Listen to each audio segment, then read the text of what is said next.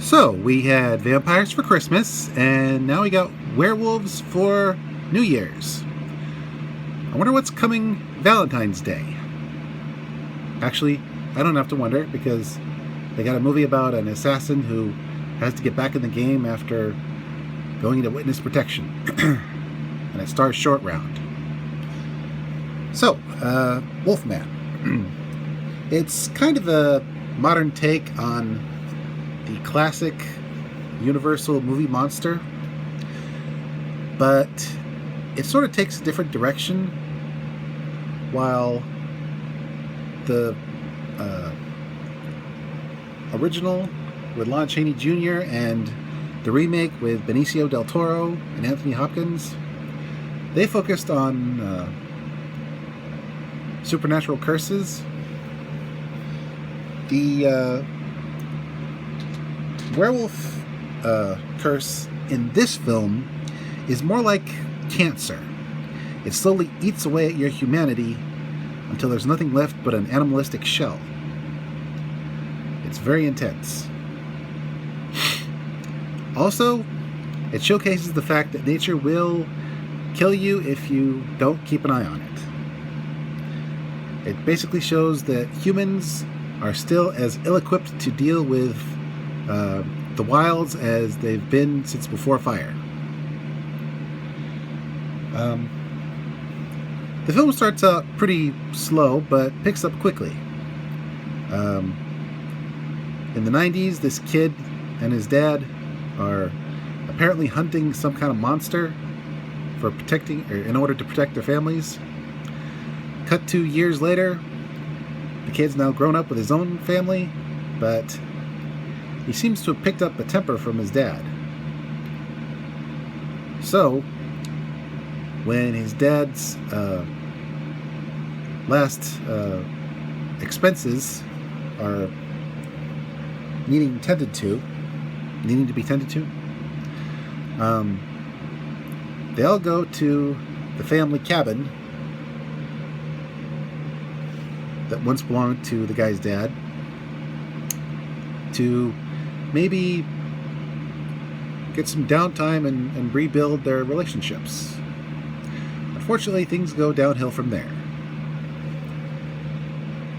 Because, like I said, this lycanthropy is a disease.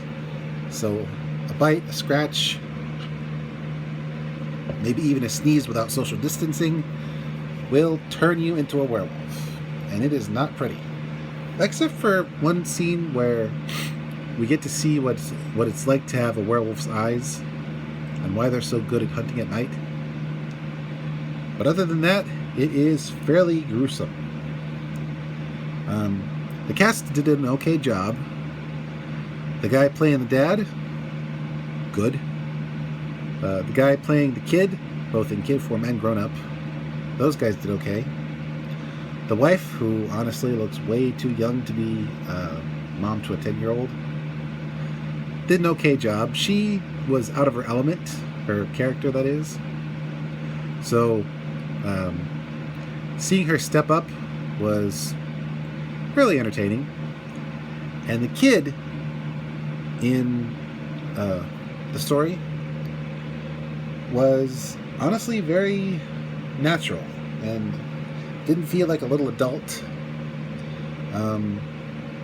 She was believable as just a regular kid thrust into a very bad situation. And overall, she wasn't insufferable. Most times kid actors can be rather insufferable, or they play little adults and they're not supposed to because it's ridiculous. But yeah, overall, everybody did an okay job, as well as the side characters,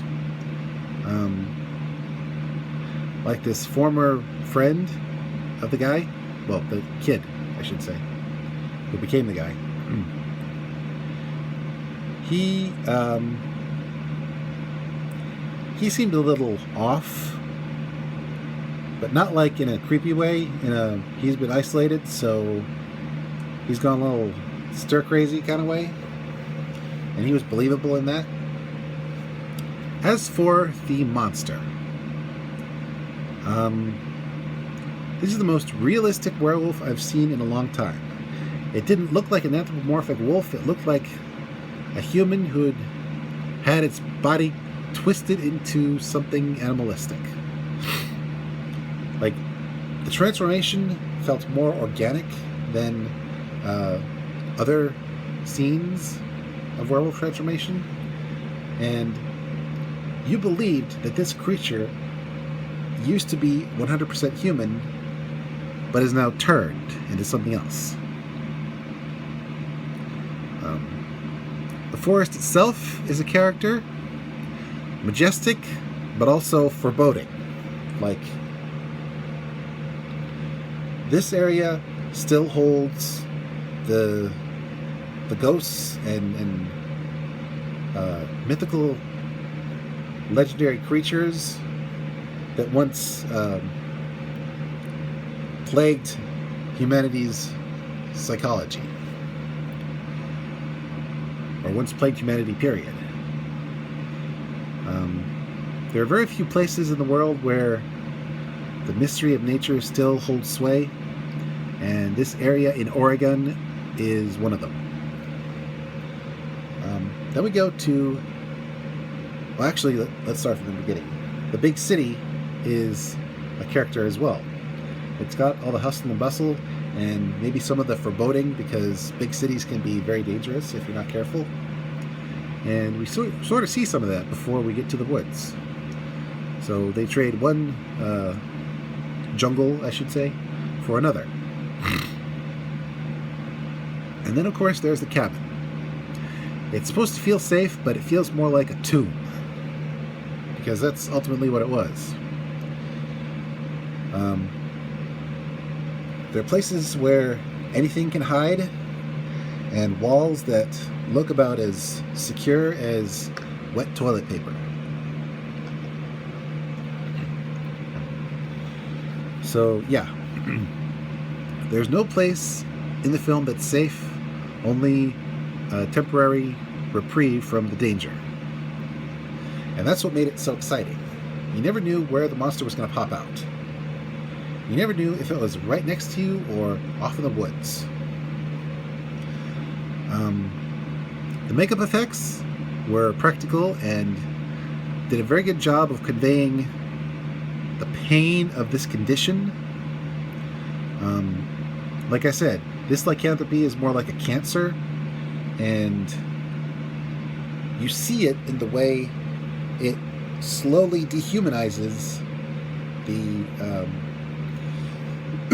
being afflicted with it. You want to see him prevail, but it's ultimately futile. And it was very intense to watch.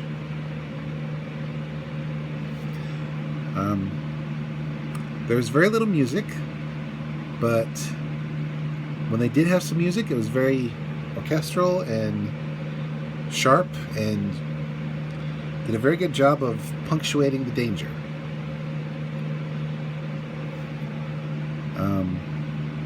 Honestly, if we get more from Universal and Blumhouse in this vein, like the fact that they made a really decent Invisible Man movie some time ago, and the same guy who did the Saw franchise did this film. Honestly, I could see a Universal movie monster universe starting with that Invisible Man film and this film paving the way. Even though I liked the more fantastical Dracula film, Dracula Untold, I think it's called. I think what's more terrifying is a more grounded in reality monster. So, yeah. Hopefully this film will get the recognition it deserves, and we'll get to see more from the guy who did the Saw films. with his treatment of the Universal movie monsters. While Shape of Water was good, that Creature from the Black Lagoon doesn't belong in this particular universe. I want to see something more akin to Jaws with that one. So, yeah. Bottom line, this is a really good movie. If you're into suspense and body horror, and less into the fantastical elements. This is Mr. J signing out and reminding you, while moonlight at midnight is useful for seeing where you're going, that just means the predators can see you too. So be careful if you're walking in the woods, especially when they're primordial forests where humans have yet to fully penetrate. And yes, there are still plenty of places like that. Happy New Year. Looking forward to what's coming in February. And stay safe out there, folks, because even though Halloween was months ago, scares can still happen any day of the year.